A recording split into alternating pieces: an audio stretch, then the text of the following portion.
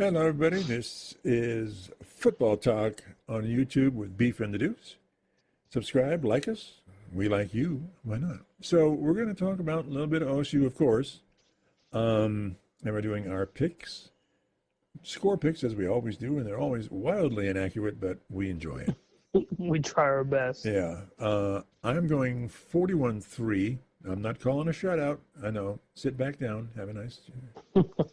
Have a drink. Have a drink. It's not, the world's not ending. Robert's doing 45-10. You're doing 35-10. Mm-hmm. And the point predictor Rain Man, Florida Bob, is going 48-13. Why are you're going 35? That's low. Because I'm thinking it's one of those where you get up quick and just chill. Yeah. Just chill. You know what? You're dealing with Carnell Tate being a little ouchy. Jeremiah Smith's a little ouchy. Mm-hmm. We don't know the severity of Julian Saint's ankle, even though he's saying he's fine. We don't really know. Right. We need to win this game and move on, because next week is next week. It is the game of the year. Yeah, so you're basically saying the second half it'll be second string. Yep. I don't give a crap about the spread. Mm-hmm. I don't care how we look. Mm-hmm. Just win the game. I don't care if it's 7-3 at this point. Just win the game, leave healthy. Uh-huh. Now, if we're talking about next week now, if Michigan beats Ohio State, I don't know how the tiebreakers work. Would they go to the conference championship over Ohio State?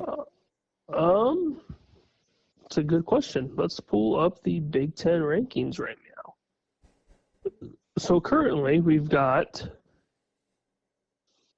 Indiana, Ohio State, obviously undefeated. Mm-hmm. We will figure out who's going to go above with USC and Oregon. Mm-hmm. Mm-hmm. So, yeah, I mean, Michigan would have one loss, but I think it goes... Why wouldn't it go to Oregon? If Oregon wins that, why wouldn't it be Oregon then? Yeah, it would probably be Oregon, Indiana, that would be. Yeah. I would guess. Okay. But they would have to win out against USC, Washington, yeah. And you're pretty sure that if they beat Ohio State, they're going to the dance. Yeah, unfortunately. Yeah. Unfortunately. Yep. So talk to me about this USC Oregon game. Of course, is fascinating and it's pivotal to the rest of the season and how it goes into the playoffs for the Big Ten. I think Oregon's the better team, but I like USC and they're the underdog, and I kind of want USC to win on my level. But from a Big Ten point of view, I think it would be best if Oregon win the game. Yeah, I think overall, Oregon's just a bad matchup for USC. They're 10.5. Yeah, I mean, it's big. And I think I just think overall, Oregon's just got the better team on both sides. Yeah. I think defensive-wise, I think Oregon's defense is underrated. Right. I feel like a lot of teams are just – so I shouldn't say all of the analysts, but some kind of overlook this defense. Mm-hmm. And Lincoln Riley on the road isn't usually very good. Mm-hmm. If the roles were reversed and this was a home game for USC, I'd feel a little bit different. But I think Oregon takes care of business, covers the spread. I think Dante Moore has another good game. Mm-hmm. I don't see USC being able to establish the rushing attack against Oregon. So I feel like it's going to be all over quarterback play for USC. I don't know how exactly they're going to be able to air it out enough to kind of keep up with Oregon's offense and make it, very one-dimensional. Mm-hmm. And like we saw here recently with Alabama, it's hard to win one-dimensional type football games against ranked opponents. Yeah. So, I mean, we'll see. I mean, we've seen some crazy upsets this year, but I think Oregon's got it in the bag. I really don't have much fear for them losing this game. Okay, and if USC loses, then that's pretty much they're out. Yep, I think they're toast. They'll get a decent bowl game, but I think they're toast after that. So yeah, that could be 9-3, right? Which is good. Yeah. Okay. Yeah, I tend to agree with that. Yeah, USC would have to play just absolutely perfect football. Mm-hmm. And they don't quite do that sometimes. Nope, they get a little trigger happy, little happy-go-lucky through the air, I think, and then again with the rushing attack, they've ran the ball well, but against teams that they should. Right. But not against Oregon's front seven. And like I said, Oregon's defense is super underrated for some reason. Mm-hmm. But overall, yeah, I think it's a bad matchup at the end of the day, and it's in Eugene. Yeah, good luck, guys. Right. Good luck. Yeah. Yeah. I'm keeping in the Big Ten. I am predicting that Michigan the spread is 14 points against Maryland. It's at Maryland. I don't think Michigan's going to cover that spread. They may win the game, but I don't think they'll cover the spread. I could see it being like a 24-14 or like a 21-10, just kind of low scoring, ugly. I mean, Maryland's bad. Maryland's bad. So is Northwestern. Yeah, but look at what just happened. Yeah. I mean, who knows what Bryce Underwood you're going to get? Who knows? If the rushing attack can get going, I mean, Bryce Underwood, for being a freshman, isn't playing awful. I mean, I'll give him, some credit. He's played fine. Right. But he's not super dynamic. So I mean, could Maryland kind of spoil this week for Michigan? Possibly. That would be because again, look at next week. Yeah. It could be the trap game of all trap games. But I expect this to be a lot closer than some people think. Okay. And I'm sure we'll both be super, super, super wrong. Of course. But the trap games are real. Yeah. OSU has fell victim of trap games more than once. More than once, yes. So we'll see. I mean, and it's in Maryland. It's kind of sneaky. It's kind of a sneaky little, kind of tune in and see what's going to happen. I mean, I'll definitely have it at some point, whether it's on my phone or when I get home. But that will definitely be on a television somewhere. Yep. Is there anything? Pittsburgh is at Georgia Tech. Are we giving Pittsburgh any hope? Any here? You're not a huge Georgia Tech fan. I don't think it's gonna be close. I think Pitt's just kind of overrated. They got a good record. They 7-3. They've played a lot better than what they have in recent years. Okay. But Haynes King for Georgia Tech is a stud. Yeah. He is an absolute stud, and I think their offense is just head over heels better than what Pittsburgh's defense has to offer. Okay. And I mean, if Georgia Tech starts putting up points at full go, I don't see Pittsburgh being able to keep up. Right. I agree with that one. You are saying that Brigham Young is at Cincinnati, and Cincinnati upsets the Brigham Youngers? Give me the nasty natty. Just give it to me. Okay. Give it to me. I think if it was flipped, if it was in Mormon country, give me the Cougars all day. You think it's that simple? Do you think it's really that simple? I think so. Well, you're also thinking the travel. Yeah. You're traveling across into the good old high in the nasty natty. And I know BYU is coming off a pretty convincing win against TCU. But if you go across their schedule, they've struggled against teams they shouldn't struggle against. Hence, you go back towards the Colorado game.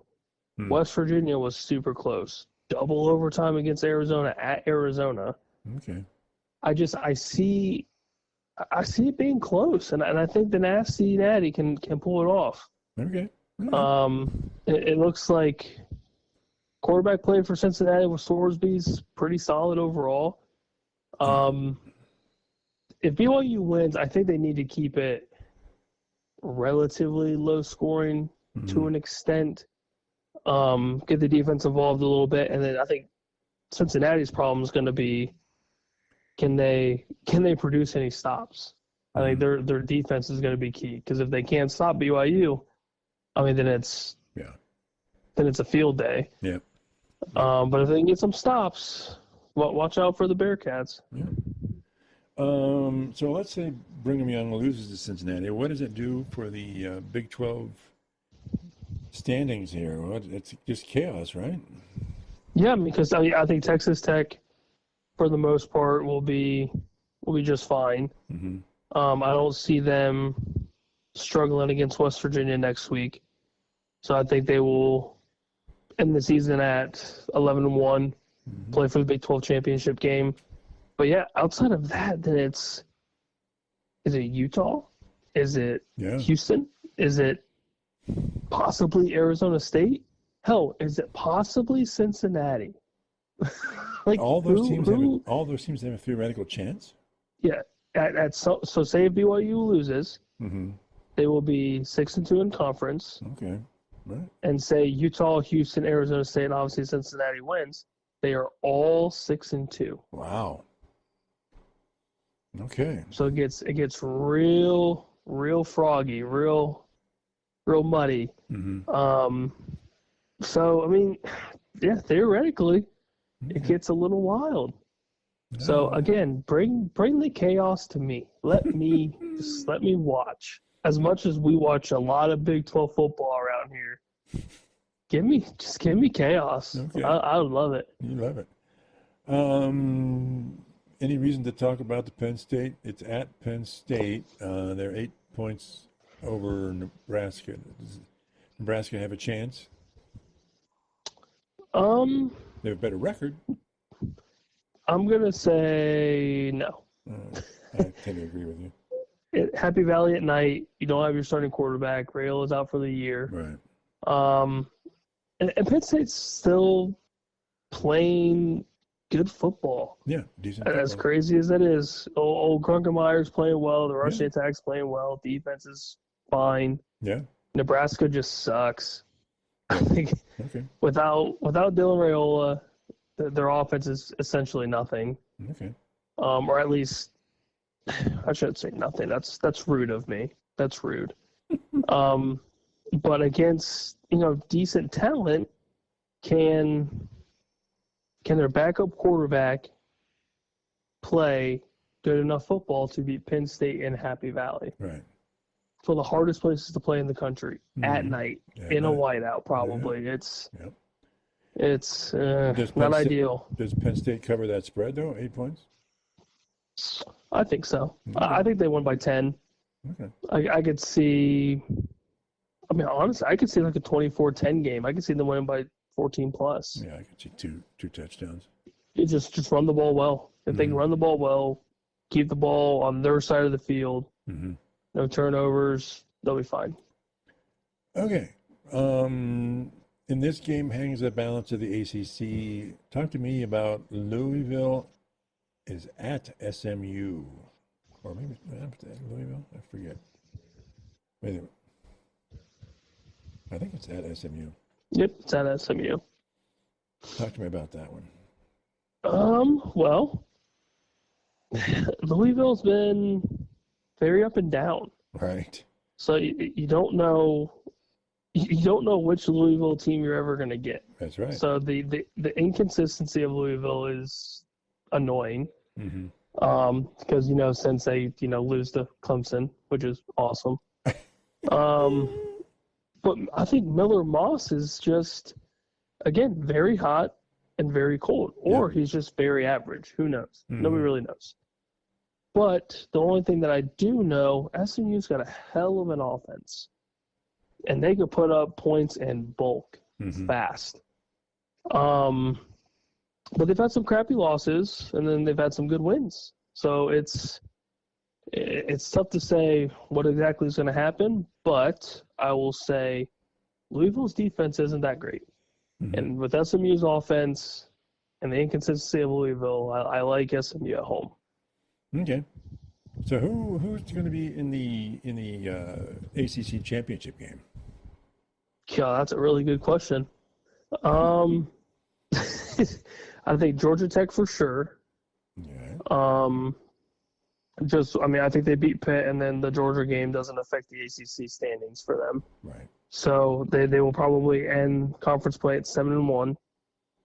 But you kind of go through, and Miami? I mean, honestly, it could be Virginia. I think Pitt loses this coming weekend, so they'll be kind of out of it. Mm-hmm. If SMU wins out, it could be SMU. Yeah. If you have a gun to my head, you're telling me to choose two teams, I'm gonna say Georgia Tech, Virginia. Not Miami? No, Miami's got 2 losses. If Virginia wins out, they will also be 7-1. So you have 2 7-1s playing for the top ACC dog and your playoff berth. As highly rated as the people keep rating Miami, and they're not even going to play in the championship game. In the conference play, no, because they'll be 4-2. Yeah. Currently they're 4-2, and they'll have to win out to even have a chance. Yeah. Because even then, if SMU wins out, which you have Louisville, and then they go to Cali, if they win out, they'll be 7-1. So it's a 3-way tie, and I think it goes. Was it the highest ranked? Is a tiebreaker? I don't if I'm not mistaken. Okay. I could be wrong.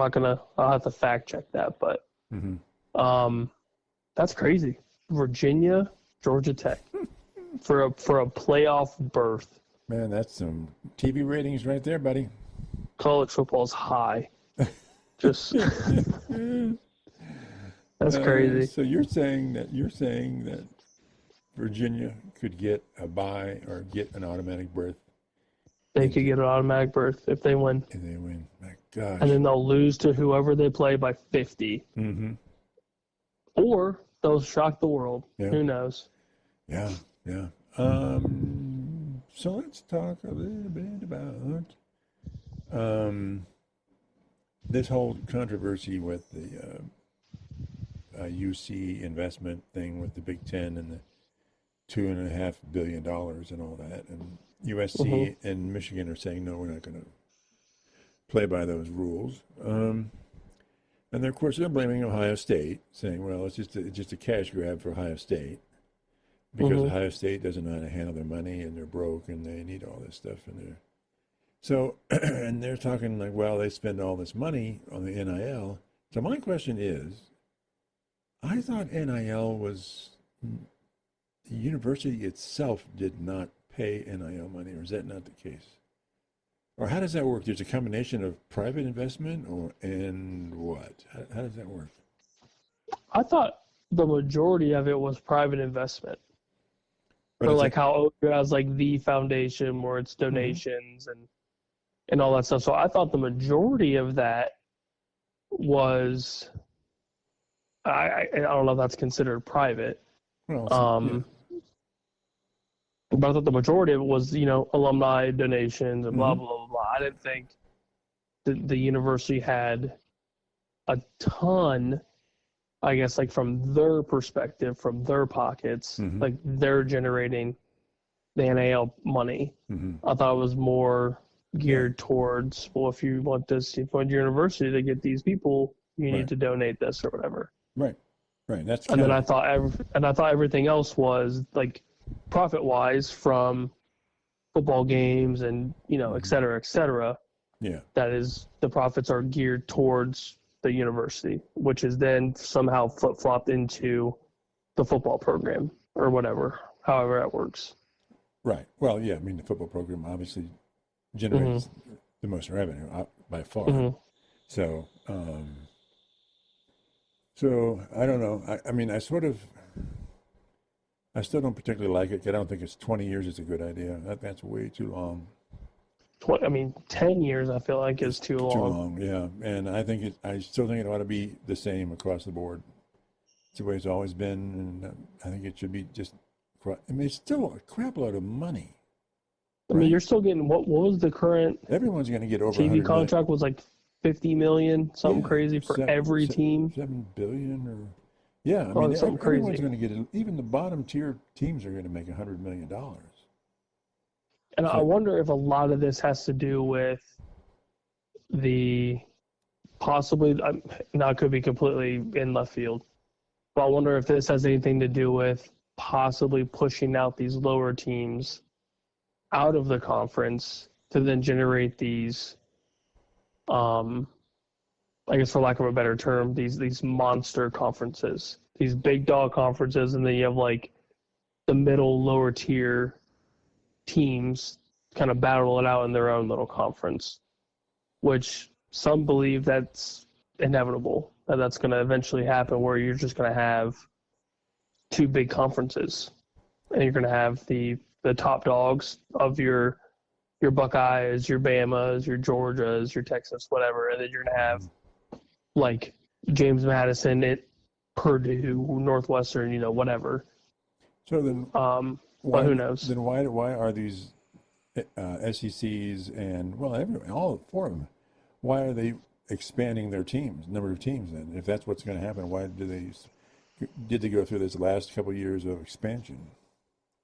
Your answer is about as good as mine. No. I have no idea. Maybe because the Pac-12 fell apart. Maybe that was just had to absorb. Possibly, or if it's just one of those where it's like we could generate more money doing this, because you'd have a big game almost every week if you play your interconference, for example. I think. Yeah. Which am I going to be upset about it? Absolutely not, because me as a consumer, I'm jacked about it. I get a great game every week. So do you? But is it plausible? Do you want the lower tier Big Ten teams to get eased out? Is that what I'm hearing here? I like it. I like it the way that it is right now. So do I. I think status quo is fine. We're mixing in obviously the expanded CFP, which to some hate it, some love it. I just want to watch good football. So if that means you're expanding it to 16, 20 teams, as long as I get good football, I could give two shits. Okay. Yeah. Yeah, I agree. Yeah. I mean, do I think 8 it was the perfect number? 100%. I think it was the perfect number. Yeah, I do too. But now we have 12. And last year, after week 1, or round 1, we were all happy. Had good football games. Yeah. Yeah. So I know everyone was, bitching and complaining about the round 1 being blowouts. Like, okay, but you're looking at these rankings, and that's just how the chips fell. Right. That's just how it works. That's not our fault. That's kind of what happens in the first round, right? Top teams beat the lower tier teams. Yeah, and if you have an upset or two, it's not March Madness. Right. You can't expect the CFP to be March Madness. And I think that's what some people kind of went into that, first total year of like, well, we want to see upsets and blah, blah, blah. Well, you kind of did. You had an eighth ranked team and a 6th ranked team make it to the championship game. Yeah, but but in the first rounds, it's designed for the lower tier teams to get bumped. I mean, it just is. Yeah, it is what it is. If you want to make it far, then beat the teams you're not supposed to beat in the public size. Right. So whatever. I mean, people just like to complain, but whatever. Mm-hmm. Okay. But yeah, keep everything the way it is. Do this, whatever massive deal, but don't make it for 20 years. Make it for like 5, and then just renew it after 5. Right. I feel like 5's a perfect number because it's not too long, it's not too short. Your revenue is essentially locked in at, like you said, what is it, $100-something million per program? Yeah, but that's just a one-time payout though. It's just it's like an advance. Okay, this is $2.4 billion now, and this company in California is getting 10%. It's an investment. It's like an investment in a company.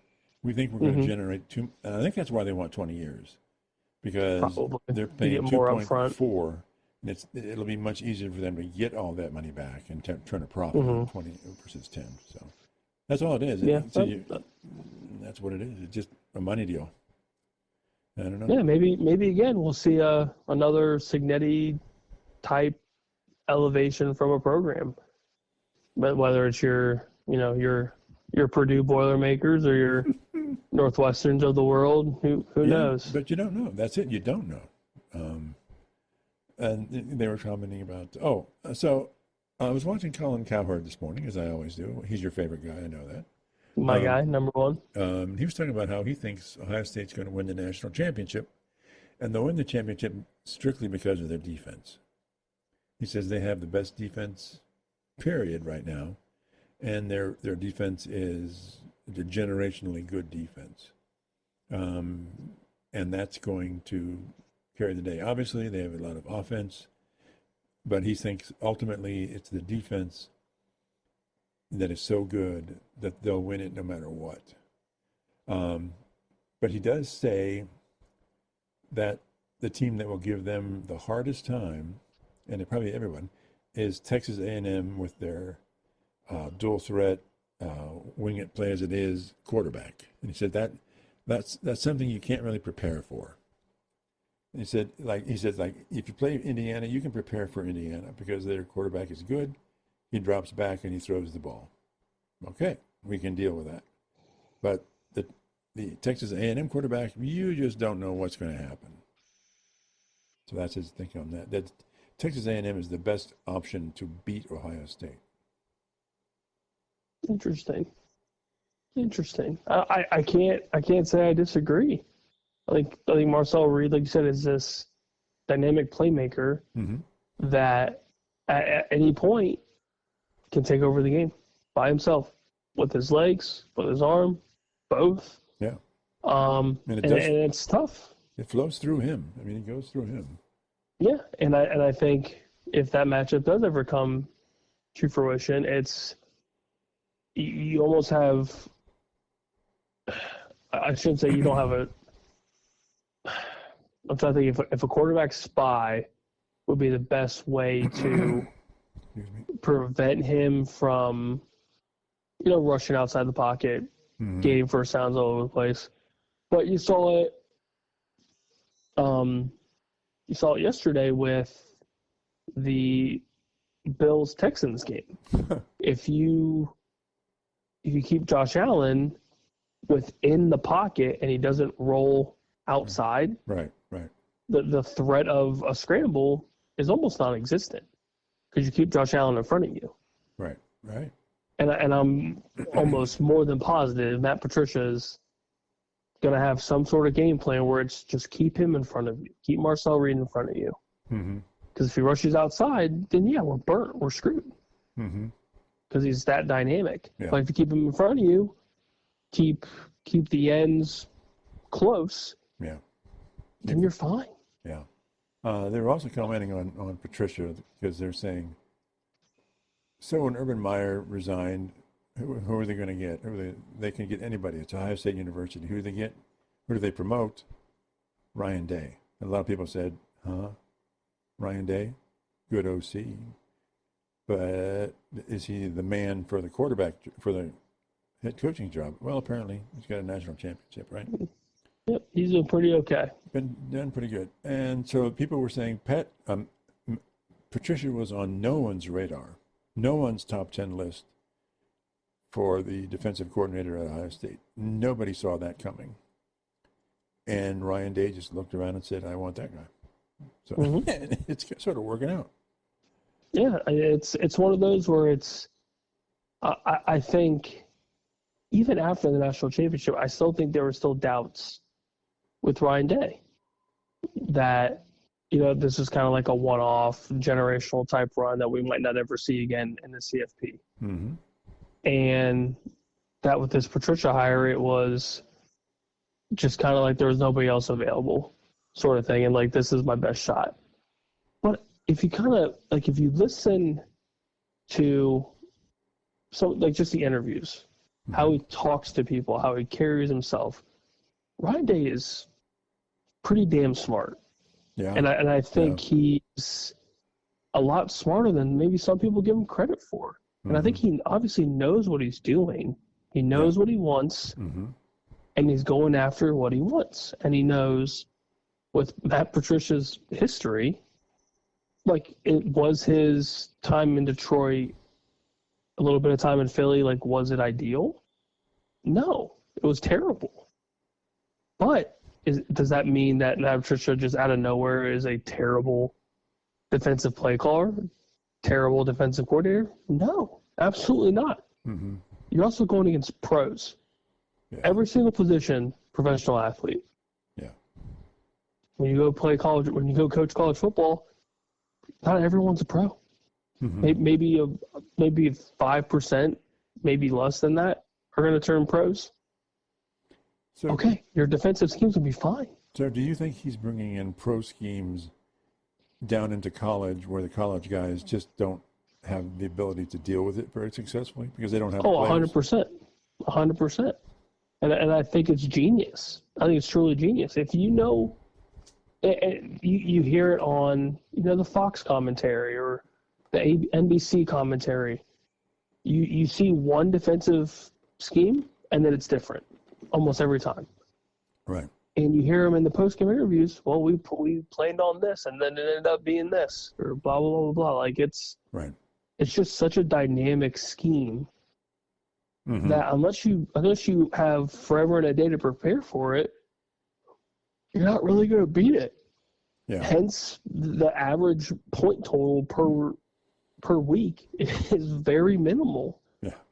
And obviously the red zone play calling is unbelievable, and our playmakers are great. There's no comparison. And what's crazy is that they get overshadowed by the offense. 100%. So it's like, they've got a really good. Oh yeah, they have the number one defense. Okay. Yeah, and also the number one receiver. Right. Probably the number one quarterback. Right. And they get more press. Two number one receivers if you throw in Carnell Tate. I mean, it's crazy. Yeah.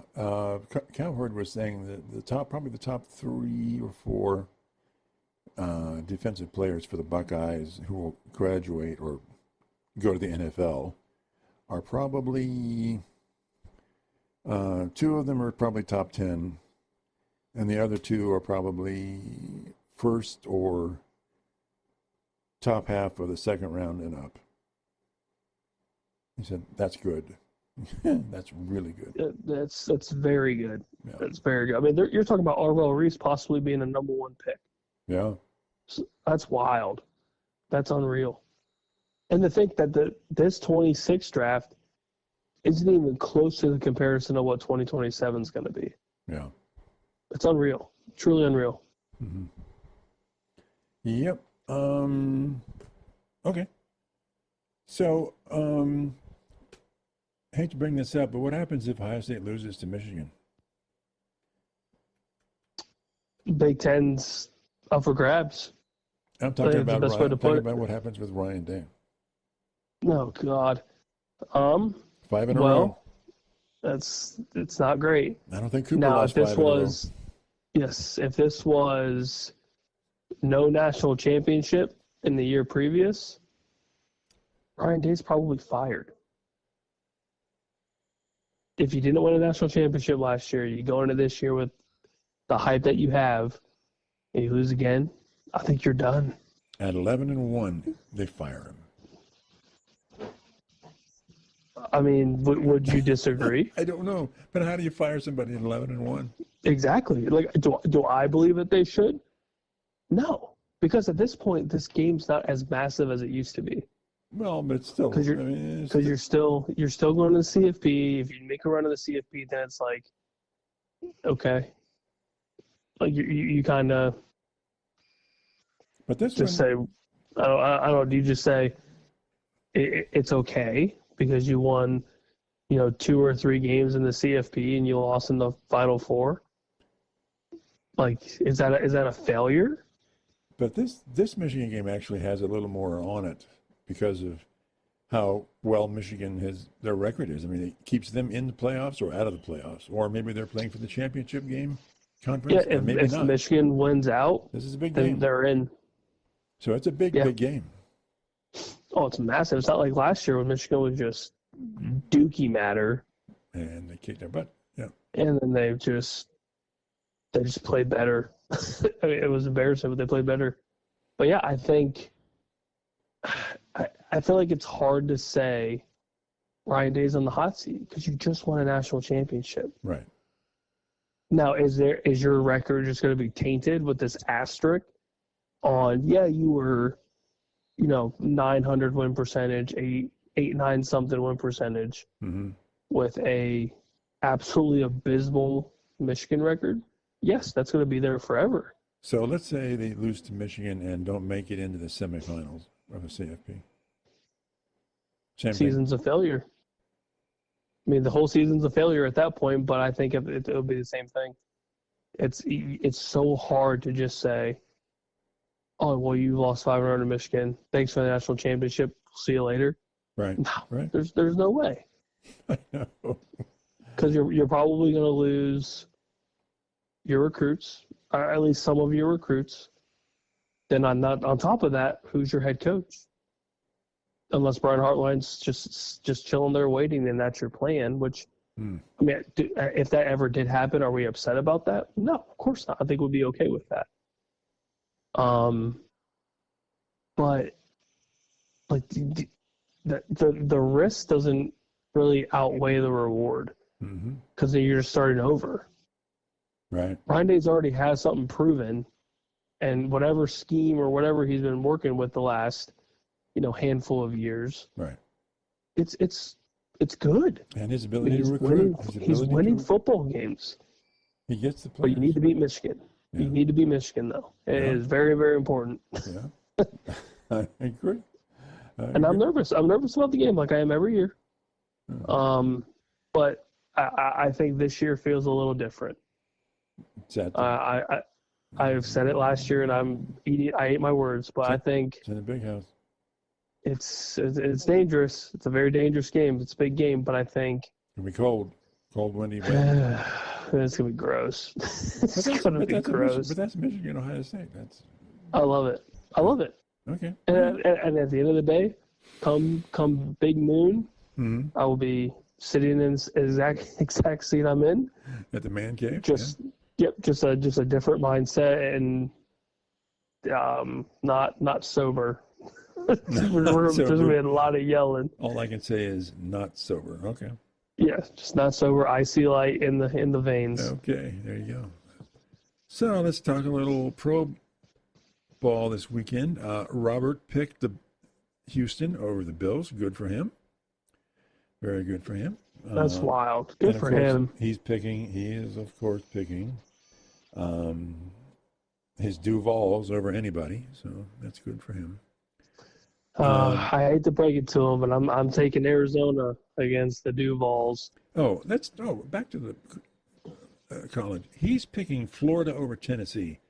You're taking that too. I'm absolutely taking it in the swamp. Huge upset. I love it. Why not? Tennessee's played very average, very very average football. Florida has played what? And Florida's terrible. Okay. But it's in the swamp at night, and Florida's got nothing else to play for. Right. Why not just ruin Tennessee's hopes and dreams? Just bash them over the head in the swamp. Okay. All right. Screw it. Why? just screw it. Let's do it. Okay. So you and Robert got that now. Oh, you are taking the wonderful Wisconsin Badgers over Illinois. Yes. Give me the heavyweight wrestling Luke Fickell. Is it just going to be a smash mouther? Is it just going to be smash? I think it's an ugly football game. I think they just want a very ugly football game. Okay. Like 21-17, 2014, just gross. Okay. Not pretty, but a win, huh? Yes, they'll get a nice dub. So you're just not Illinois seems to be underperforming, or are they just finding their true level? What do you think about Illinois? I think they're where they're supposed to be. Just a very average football team. Okay. They started off real hot and got to where their top 9 something like that ranking was. Yeah. And then the true Illini came out. Okay. And this is just where they are. Okay. So I'm taking, again, Colts over the Chiefs at Arrowhead. You think I am insane, right? God. I don't... Chiefs are 5-5 or something like that, right? I get it, yes. But it's one of those where I don't want to know how scary this team could be. Talk about the Chiefs, knowing that they are 5-5. They are third in their division. Right. They haven't been third in their division probably since Nam. Yeah, at least. Probably true. Probably true. So I can see this team just doing a complete 180 and just beating the brakes off the Colts. Like making it just an ugly, just gross game where like the Chiefs win by 14 plus. Okay. They are favored by 3, but that's kind of normal, right? Yeah, that home field, big game sort of thing. Okay. But and then I don't know how Daniel Jones is going to do in Arrowhead. I mean, he's had a couple struggles here. Like, is this going to be the norm, or is this just one of those games where they just lean on Jonathan Taylor and they see what he can do? But KC's got a good run defense, and if they can limit Jonathan Taylor, that's all on Daniel Jones. Okay. Do you trust Daniel Jones to beat the Chiefs? I don't see it. Okay. All right. Well, let's see what happens. I'm not predicting an upset because they're so close. But an interesting game to me is the Steelers. I think it's at the Bears. I just think it'd be kind of an interesting game. Kind of similar teams, similar builds, and some blue bloods smacking it out in Chicago. Yeah, I'll be curious to see who the Steelers are going to have under center with Rodgers and his broken wrist. So if he ends up playing, to what extent is he going to look like he's going to be okay? I mean, it's his left wrist, so I mean, it's not obviously his throwing arm, but is that going to affect him? If it's Mason, is he going to be okay? Could it possibly be Will Howard? I mean, who knows? Yeah. But I think Chicago will be fine in this game. I think they'll establish the rushing attack, try to get Caleb a little bit, kind of warmed up. But I think it could be ugly, truly. Yeah. And it's going to be the wet weather, of course. It's in Chicago. Oh my God, it's going to be nasty. Windy, rainy, maybe some snow. Oh, maybe, who knows? Yeah, maybe everything. Yeah. Okay. Talk to me about the Panthers over the Niners. I'm not predicting it, but you're kind of a Panther believer here. They've surprised me. They're 6-5 right now. Right. Which I think in the beginning of the season I would have told you maybe they won 4 games. Yeah. Weren't they 0-3 to start? Something like that. Yeah. So they've heated up. They had a pretty close win last week against the Falcons. But Bryce Young's playing good football. Yeah. Threw for over 400 last week, which is the most in his career, maybe a franchise record. And the Niners are just, I mean, they got Brock Purdy back, so that's going to be huge for them. So they're starting to get a little healthy. Ricky Pearsall's back. So you got him, Juwan Jennings, CMC, Kittle's back now. So I like the Niners, but I think it's a little closer than some may think. Okay. I mean, it's in good old Niner land, so we'll see. Yeah. But I think it's it's an intriguing game. I don't expect an upset, but I'm curious to see what the Panthers can do coming off that win last week. Speaking of wins last week, what about your Cowboys against the Eagles? Oh boy! Is that Cowboy? It's not Cowboy land, isn't it? Yep, it's in good old Dallas. Yep. I'm just so worried about our defense. Yeah. That's my big. I have faith in our offense, but it's the defense is just so bad. It's just so bad, and then we have to deal with AJ Brown, Devontae Smith, Saquon, Jalen Hurts, Dallas Goedert. I mean, there's just so much talent on the other side. I mean, our only hope is that we can get to Jalen Hurts from LaFleur Johnson, I believe, being out for a long period of time, so they're going to have at least one backup on their offensive line. Mm-hmm. So that could be big for us if we can get some pressure on them. And our line played well last week. Mm-hmm. But can we stop the deep ball? Can we stop Barkley? Yeah. Can we keep Jalen Hurts in front of the defense? Mm-hmm. And then for our offense, can we establish the run against Philadelphia? Can we get Pickens and CeeDee Lamb enough touches to kind of spread the defense out a little bit? Mm-hmm. I mean, I feel a little bit better about it being at home for us, but I think Philly wins a close game, but it's just Yeah. I still have faith in my defense. Yeah. Do we even bother with the Browns? Who were they playing? Another 2-7? Oh, little Vegas. Little Vegas. Oh, my God. They were terrible last week. They were so bad last week. That was ugly. Oh. So, yeah. So, okay. So, the only interesting thing is Shedeur Sanders, right? I mean, he's going to be QB in it, right? Let me hear it. Let me hear your take. This is your hot take right here. Well, my take is he's the only one left standing, right? Right. I mean, he's everyone else is gone. He's your dude. He's your guy. He's the man.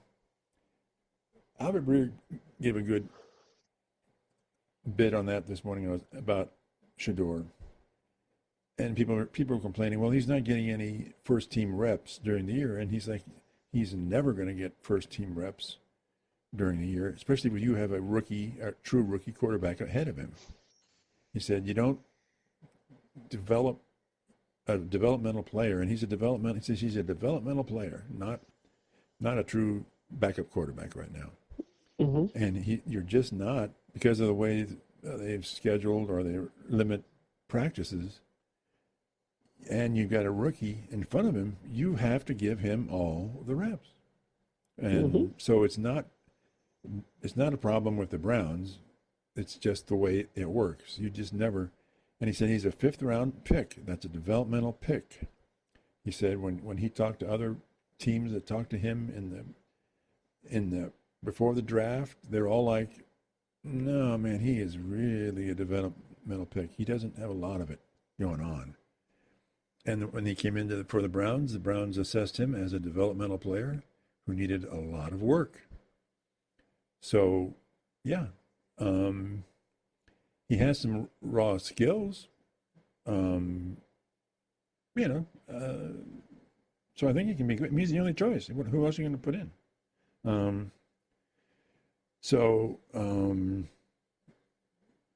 I mean, he looked rough and totally unprepared, but I don't like the way he just sort of holds the ball out away from his side and runs around. I don't think that's going to last in the NFL too long. But again, I mean, it's fine. I mean, you might as well play him. I mean, the season's over. It's junk. So you might as well see what he's got. So that's good. And, of course, there's nobody else to play. Is there? Is there anybody else? You could always bring back good old Deshaun Watson. Old peg leg Watson. Fortunately, he's playing against Las Vegas. Ooh. I'm hoping Do you expect Vegas to rattle him? I know Vegas is a 2-win team. It's in Vegas. Do you expect a bloodbath from their defense? Since allegedly Shedeur can't really read defenses all that well. Right. According to whoever those powers that may be. And I think they're right. Do I think it's? I'm hoping that the Browns defense completely shuts down Las Vegas offense. Just completely shuts them down, which gives the offense some chance to win the game. Whether it's 6-3 or whatever, so be it. I don't care. But yeah, Shedeur is. He's a very rough diamond, right? I mean, he needs a lot of work. And the Browns aren't They don't have an offensive line that's worth a crap. And, you know, they've got problems with the receiving core. So the Browns offense has issues to begin with, and then you put a rookie in who's a fifth-round draft pick, who Albert Breer says is a true fifth-round draft pick. So,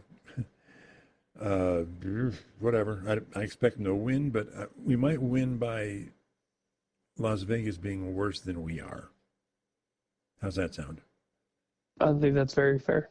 I mean, I think it's very fair. So, yeah, it could happen.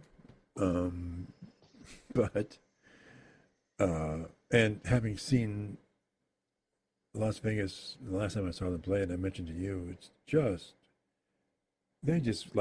almost like they refuse to tackle people almost sometimes. Like, why not? Why didn't you tackle that guy?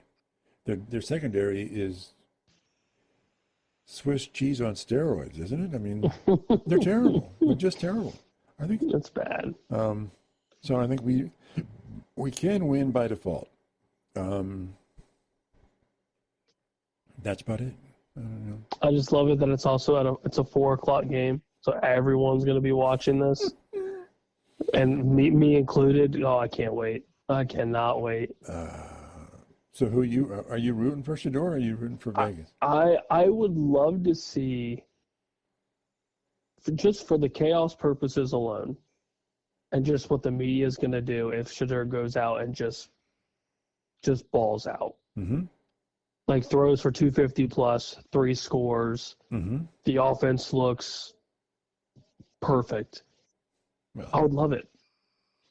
But don't you think I would love it just for the storylines, because then it's the whole Dylan Gabriel, Shador Sanders comparison. Right. Or it's going to be the Joe Flacco when he was a Brown comparison to Shador. Yeah. Like, this should have happened forever. I would just, oh God, I'd love it.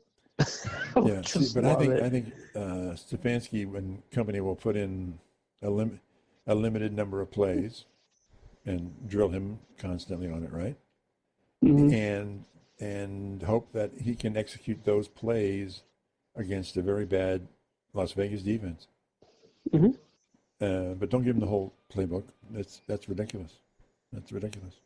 Do you agree with this idea of, we've talked about it before, do 5 to 6 starts for Gabriel, 5 to 6 starts with Shador, see which one is better, Sure. and then you keep the latter? Sure, why not?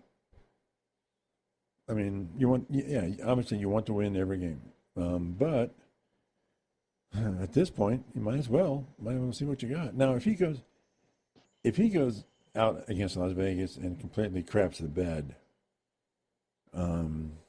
that's another thing, right? If he just, oh man, that guy is way over his head, then I'm putting Gabriel back in, because they view him as a developmental player, which maybe could be even on the practice squad. But he's the only option right now. So I hope they win, but I just feel bad for their defense. The defense is so good, and they just keep getting crapped on and crapped on and crapped on. Well, because they're on the field for 59 out of, I mean, God, it's embarrassing. Truly embarrassing. Yeah. I mean, they're doing their job. They're playing well enough for the offense, an average offense, to win the games. Oh, yeah. Myles Garrett's having a field day out there. Yeah. So what happened last night are the Bills just falling apart here, or is Houston that good, or what the heck? I think Houston's defense is proved to be the best probably in the league. Really? I mean, you sacked Josh Allen 8 times. Well, you were saying that because of just last night alone? Oh, so I was going through just the Houston defense in general. And I think they started. And just the amount of turnovers that they're forcing, the amount of sacks, quarterback pressures. I mean, it's relentless, truly relentless. And I don't think the Bills came to play yesterday, obviously. But I think it's getting to that point where you might need to start talking about maybe the Bills being overrated. Wow. Because if you look at their roster, You have Josh Allen. Yeah. Top tier quarterback, there's no doubt about it. James Cook, Yeah. top 5 running back in the league, stud. Got me a ton of points last night. Yep, stud. But then Nothing. who else do you have? Nobody. Your receiving core is very average. Very average. Dalton Kincaid, when healthy, he's probably a top 10 tight end, which is completely fair to him. But who the hell else do you have? Shakur's not your number 1 receiver. He shouldn't be. Keon Coleman can't go to team meetings, apparently, so he's getting healthy scratched. And then you just have a bunch of nobodies just running around the field. You brought Gabe Davis back from wherever the hell he was, possibly in Jacksonville, because you had nobody. That's terrible. This is why you're not leading the AFC East. You don't have receivers. Your offensive line just let your quarterback get mauled. Oh, that was like, what? No, okay, but talk about their defense, though. Yeah, but then you go to Houston's defense, for example. They were just bullying the hell out of the Bills' O-line. Just bullying them. Yeah. I mean, Will Anderson's just a freight train. He's like a miniature Myles Garrett almost. Just relentless pressure. And their secondary, very, very stingy secondary. It helps that the Bills have no receiver help. I mean, Shakur, towards the end of the game, kind of had a little bit of a field day, but those are broken plays, big plays. But prior to that, I think he had like 4 or 5 catches for 20 yards. But then on the other side, with the Bills' defense, Davis Mills, out of all people in this league, Davis Mills just did what he had to do against this McDermott defense. Short yardage throws, high completion throws, or high percentage throws. Good rushing attack. Yeah. I mean, he just chipped away. Yeah. And then leaned on that defense to pull off the win. So I mean, good for Houston, especially with no C.J. Stroud. That's big time. Yeah, talking about Albert Breer, it was like a Q&A thing. Someone asked about the Lions, difference between the Lions this year and last year, and he says it's the offensive line. It is the offensive line that's the Lions' problem. And if it shores it up, then they're going to be the Lions of old. But if not, they have problems. He said that offensive line is the fundamental thing in an offense. You can have everybody, all the quarterbacks, all the whatevers, and Josh Allen got sacked 8 times because they have a shit offensive line. Just terrible, terrible. He goes. That's the problem with Cleveland. That's the problem. If you've got a bad offense, you've got a bad offensive line, and that until you get, it doesn't matter. It doesn't matter. You can blame everybody else. You can blame Joe Flacco. You can blame everybody, but it's the offensive line. Yeah, he said that's the Lions' problem, and that's the problem with teams that are bad. No offensive line. Yep. And I think the Lions will get it together. They're too talented across the board to let an offensive line be their problem. But their game last week, it was bad. I mean, Philly tortured them, just absolutely tortured them. Yeah. Well, and he was saying, it's Detroit's is still a very good team, but when they play the other elite teams, the O-line's going to really struggle. Yep, establish dominance of the line. Yep. That's key for any big game like that, or any game in general. You've got to establish some sort of dominance, whether it's on the offensive side or defensive side. Yeah. Or as Schlereth would say, you have to establish that I will kick your ass. I will kick there you your go. Ass. And then you have to go out and do it. Yep. So, okay. That's it for us. And we're getting an interesting weekend ahead here, and then we'll talk to everybody on Monday. Okay? Bye.